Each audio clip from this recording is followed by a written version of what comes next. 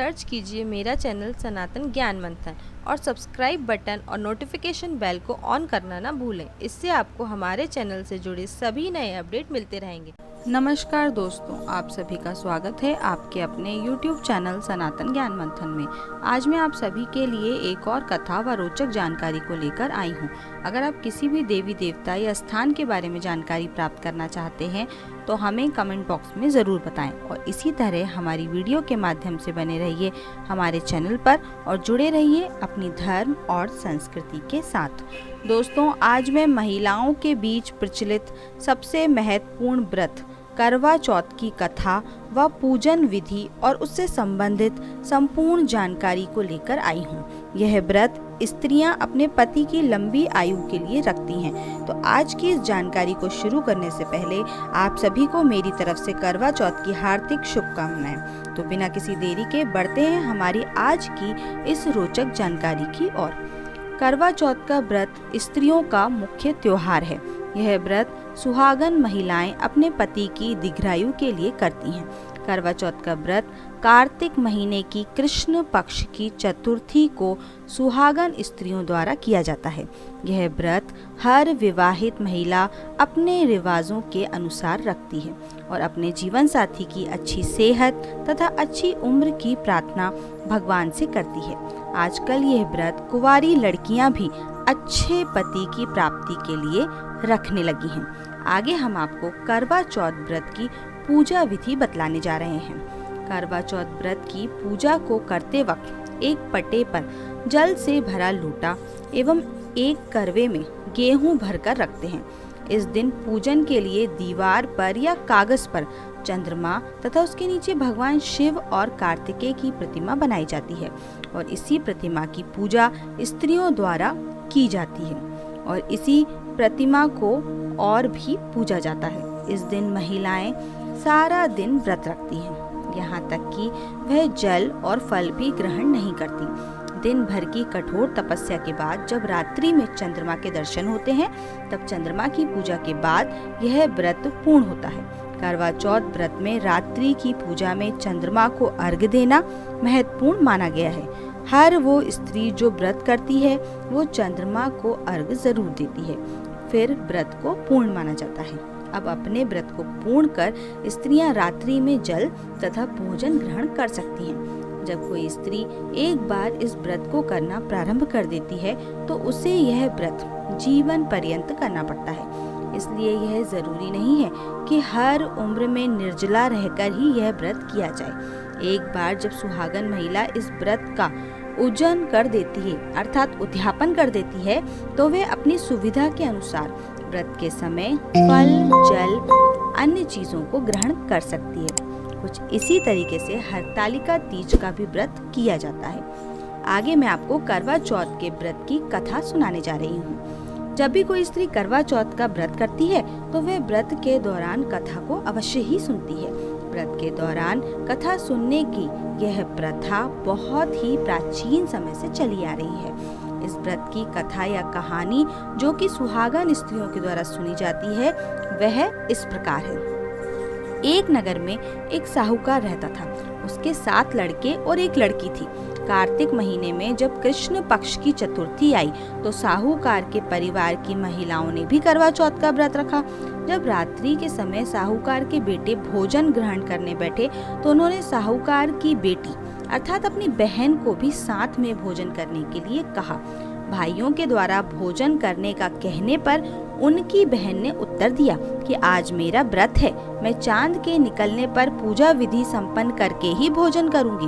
भाइयों के द्वारा बहन का भूख के कारण मुरझाना उन्हें अच्छा नहीं लगा। उन्होंने अपनी बहन को भोजन कराने के बहुत प्रयत्न किए। उन्होंने घर के बाहर जाकर अग्नि जला दी। उस अग्नि का प्रकाश अपनी बहन को दिखाते हुए कहा कि देखो बहन, चांद निकल आया है, तुम चांद को अर्घ देकर और अपनी पूजा करके भोजन ग्रहण कर लो। अपने भाइयों द्वारा चांद निकलने की बात सुनकर बहन ने अपनी भाभियों के पास जाकर कहा, भाभी चांद निकल आया है, चलो पूजा कर लें। परंतु उसकी भाभी अपने पतियों द्वारा की गई युक्ति को जानती थी। उन्होंने अपनी नंद को भी इस बारे में बताया और कहा कि आप भी इनकी बात पर विश्वास न करें। परंतु बहन ने भाभीियों की बात पर ध्यान न देते हुए पूजा संपन्न कर भोजन ग्रहण कर लिया। इस प्रकार उसका व्रत टूट गया और गणेश जी उससे नाराज हो गए। इसके तुरंत बाद उसका पति बीमार हो गया और घर का सारा रुपया, पैसा और धन उसकी बीमारी में खर्च होने लगा। अब जब साहूकार की बेटी को अपने द्वारा किए गए गलत व्रत का पता चला तो उसे बहुत दुख हुआ। उसने अपने गलती पर पश्चाताप किया। अब उसने पुनः पूरे विधि विधान से व्रत का पूजन किया तथा गणेश जी की आराधना की। इस बार उसके व्रत तथा श्रद्धा भक्ति को देखते हुए भगवान गणेश उस पर प्रसन्न हो गए। उसके पति को जीवन दान दिया और उसके परिवार को धन तथा संपत्ति प्रदान की। इस प्रकार जो भी श्रद्धा भक्ति से इस करवा चौथ के व्रत को करता है वो सारे सांसारिक क्लेशों से मुक्त होकर प्रसन्नता पूर्वक अपना जीवन यापन करता है। तो दोस्तों, आगे मैं आपको करवा चौथ के उद्यापन की विधि बतलाने जा रही हूँ। कई महिलाएं उम्र के बढ़ने के साथ इस व्रत का उद्यापन करना चाहती हैं। मैं उन्हीं की सुविधा को ध्यान में रखते हुए आज आपको उद्यापन विधि भी बतलाने जा रही हूँ। जब किसी महिला को करवा चौथ व्रत को करते हुए काफी समय हो जाता है तो वे अपनी इच्छा अनुसार अपने व्रत का उद्यापन कर सकती है।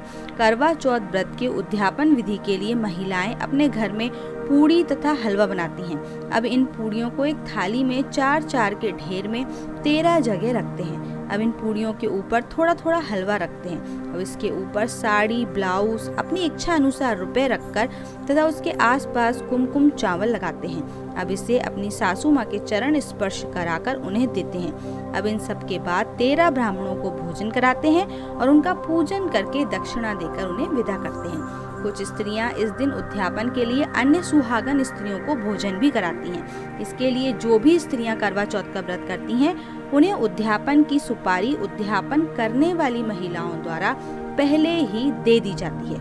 करवा चौथ व्रत वाले दिन सारी महिलाएं अपनी पूजा का उद्यापन वाली महिलाओं के घर जाकर ही भोजन ग्रहण करती हैं। भोजन के बाद इन सभी महिलाओं को बिंदी लगाकर और सुहाग की सामग्री देकर विदा किया जाता है। इस प्रकार करवा चौथ व्रत की उद्यापन विधि संपन्न होती है। आगे हम आपको करवा चौथ पर महिलाओं द्वारा किए जाने वाले श्रृंगार के बारे में बताने जा रहे हैं। वैसे तो हिंदुस्तान में हर त्योहार पर महिलाओं का श्रृंगार स्वाभाविक ही है, परंतु जब बात करवा चौथ की आती है तो स्त्रियों का उत्साह अलग ही स्तर पर रहता है। इस दिन स्त्रियां पूरे 16 श्रृंगार करती हैं, बल्कि इस दिन के लिए सजने की तैयारी कई दिनों पहले से ही शुरू कर दी जाती है। महिलाएं पार्लर जाती हैं, मेहंदी लगवाती हैं और व्रत वाले दिन विशेष कपड़े पहनती हैं। उस दिन लाल वस्त्र पहनने का विशेष महत्व बताया गया है। गहने पहनती हैं। गहनों में सबसे खास चीज होती है स्त्रियों द्वारा पहनी गई नथ। नथ के पहनने से स्त्री की सुंदरता और भी बढ़ जाती है और उसकी सुंदरता में 4 चांद लग जाते हैं। इस तरह आप सभी भी इसी प्रकार को श्रृंगार धारण करें और अपने करवा चौथ के व्रत को पूर्ण करें। तो आज के लिए बस इतना ही दोस्तों। हम कल फिर मिलेंगे एक नई कथा व रोचक जानकारी के साथ। अगर आप सभी को हमारी वीडियो पसंद आई हो तो इसे लाइक करें और ज़्यादा से ज़्यादा लोगों के बीच में शेयर करें और हमारे हिंदू धर्म से संबंधित कथा व रोचक जानकारियों के लिए सब्सक्राइब करें हमारे YouTube चैनल सनातन ज्ञान मंथन को और Facebook पर फॉलो करें हमारे पेज को। अब हमें दें इजाज़त। धन्यवाद दोस्तों।